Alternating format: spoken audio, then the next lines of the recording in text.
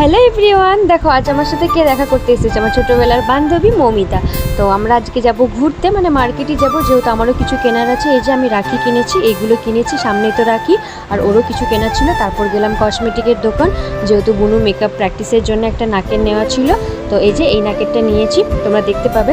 আর মৌমিতা তো ইচ্ছে হয়েছিল যে আমাকেও একবার পরা, তো সেজন্য বুনু ওকে পরিয়ে দিয়েছিল। এই যে পেঁচিটা, অনেক দিন পর দেখা হলো। আর এই যে বুনু, ও কবে থেকে আসবো করছিলো, ফাইনালি এলো, আমি খুব খুশি হয়েছি।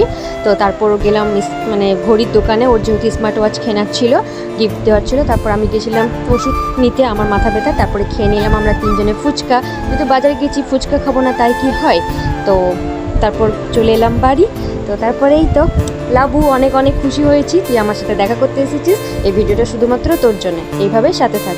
তারপর ওকে গেলাম বাড়ি ছাড়তে, যে তোর ভাই চলে এসেছিলো নিতে, বিকেলটা আমার সাথেই থেকেছে। তো তারপর এই তোকে টাটা করে দিলাম, আজকে ভিডিওটা এই পর্যন্ত।